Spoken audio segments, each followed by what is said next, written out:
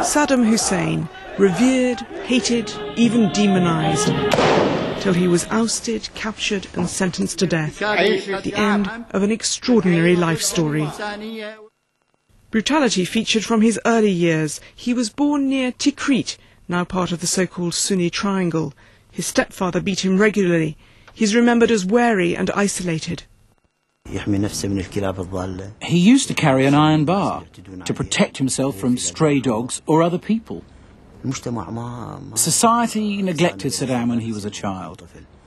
Saddam grew up believing that the only thing he could trust was that iron bar. Violence was also the hallmark of Iraqi politics in the 1950s. Saddam joined a hit squad hired to shoot the president. The attack failed, forcing Saddam into exile. Later, he proudly had this film made of it. Once at the helm, Saddam set about removing enemies. These cheers were for the death sentence handed down to disloyal Ba'athist officials. All dissent was treason and had to be treated harshly, he insisted in an early BBC interview. We say he who collaborates with a foreign party is sentenced to death.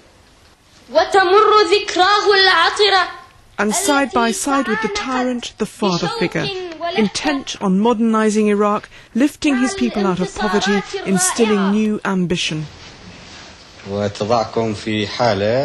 grew up in a stagnant, backward world, feeling second class in comparison to children in England or Russia. Now the pen and the gun will work together to build a new Iraq. Imperial dreams even led him to rebuild the palace of Nebuchadnezzar, the Babylonian king who conquered Jerusalem. Every restored brick had Saddam Hussein's name on it.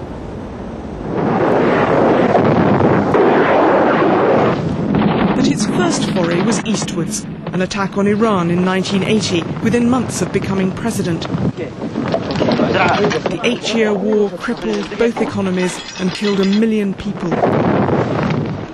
His planes sprayed nerve and mustard gas on Iranian soldiers, tactics that made Western powers uneasy.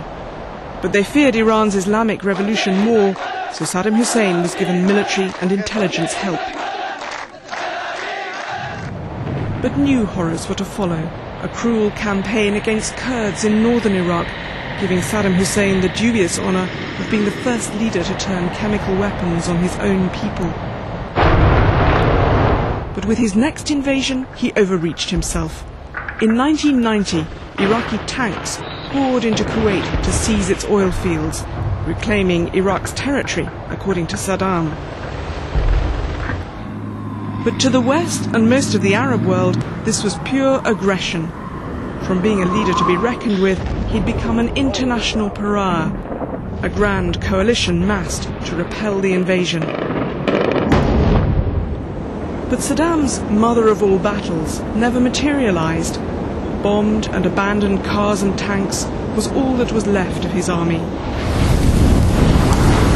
An act of revenge as he withdrew, Kuwait's oil fields were set ablaze, and there was a mass execution of Kuwaiti prisoners.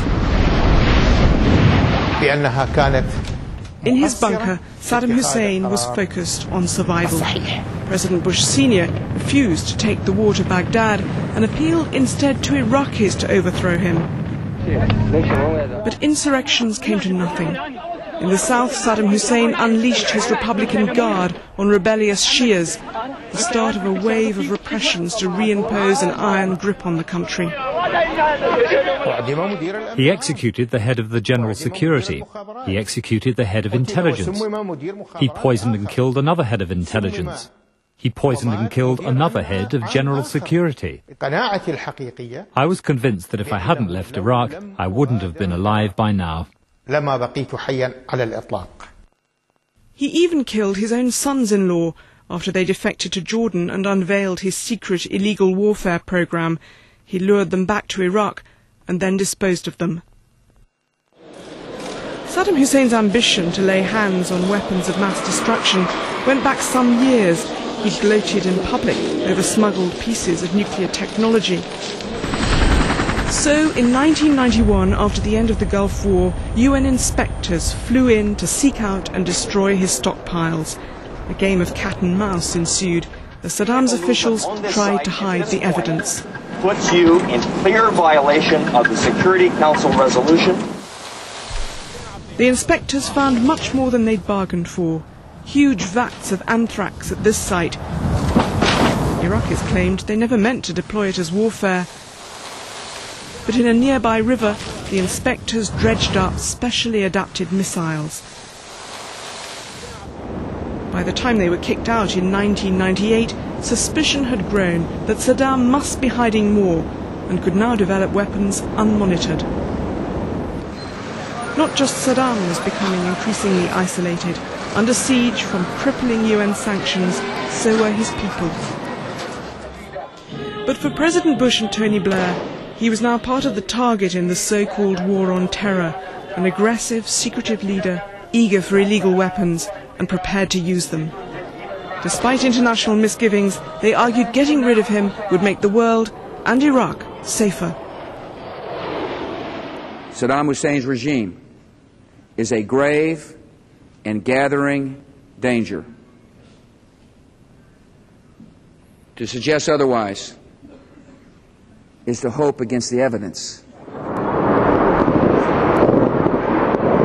Shock and awe as US bombs pounded Baghdad. But when the tanks poured in, Saddam Hussein and his army had vanished. Apparent victory was swift. The dictator was toppled. With a frenzied reaction to the end of his rule was a hint of the anarchy and violence to follow. And when no weapons of mass destruction could be found, justification for the war looked questionable. Finally, he was hunted down to a hole in the ground. The once all-powerful dictator, wild and shaggy from weeks of flight, was subjected to a humiliating medical. But his arrest didn't end resistance to the US-led occupation. 3 years on, the daily carnage is worsening.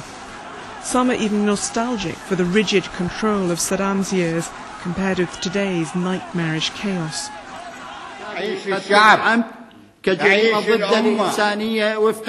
In court, the former dictator remained defiant to the last. On the day his death sentence was read out, he continued to insist he was the rightful president of Iraq and the court was illegal. There's no doubt he was a towering presence that has left a long shadow over Iraq and over the entire region.